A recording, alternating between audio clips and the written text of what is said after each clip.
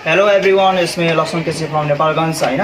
आज चाहिँ मेरो बाइकमा चाहिँ प्रब्लम आएको छ हैन। हजुरले थाहै पाइसक्नुभएको छ होला चाहिँ मेरो चाहिँ पछाडिको डिस्क ब्रेकमा चाहिँ हैन ब्रेकै लागिरहेको छैन र यसलाई चाहिँ हामीले कसरी सल्भ गर्न सक्छौँ हैन। हजुरलाई म चाहिँ गरेर देखाउँछु। र गाइस अब हामी भिडियो तर्फिलाम है।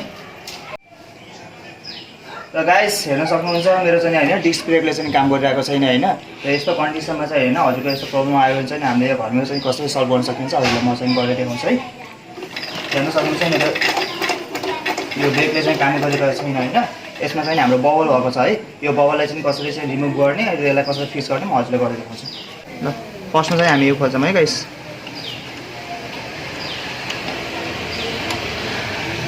हेर्न सक्नुहुन्छ यसमा हाम्रो ओइल छ कि नै चेक गर्छौँ है।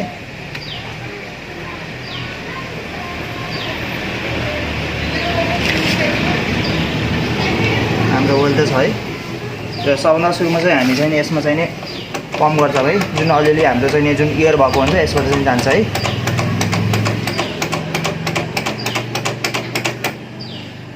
र अब चाहिँ हामीले के गर्ने यसलाई चाहिँ हल्का लुज गरेर हैन यो ब्रेकलाई हामीले चाहिँ प्रेस गरिराख्नु पर्ने हुन्छ, जसले गर्दाखेरि हाम्रो जुन अलिअलि बबल्स भएको हुन्छ यसबाट चाहिँ निस्किन्छ है।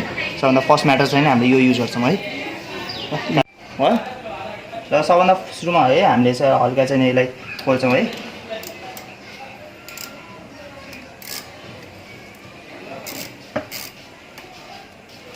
हेर्न सक्नुहुन्छ है हामीले खोल्छौँ र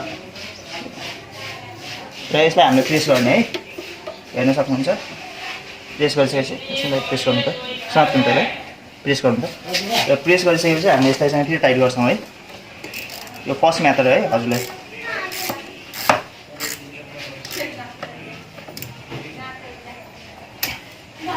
छोडिदिनुहोस् र एकचोटि हामी फेरि चेक गर्छौँ है। ब्रेक अझै पनि हाम्रो ब्रेकले काम गरेन है।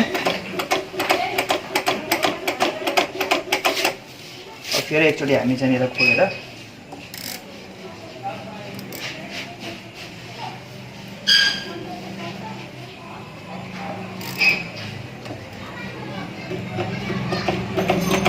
हेर्न सक्नुहुन्छ हाम्रोमा बबल छ है। हामीले यस्तो पम्प गर्दै जान्छौँ है। त्यहाँ अलिअलि कुरा आइरहेको छ।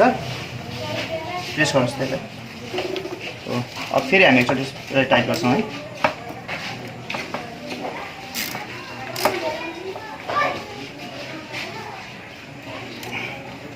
छोडिदिनुहोस्।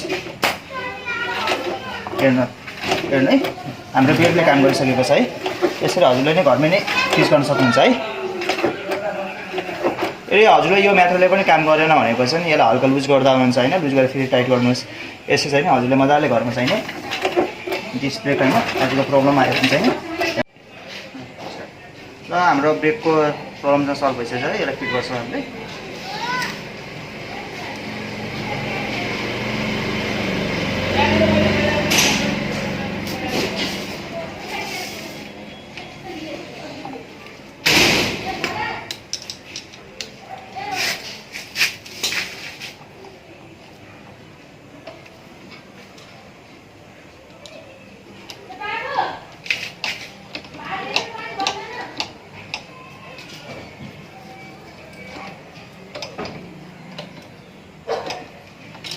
र गाइस हामीले चाहिँ यसरी डिस्क ब्रेकको प्रब्लम पनि सल्भ गरिसकेका छौँ है।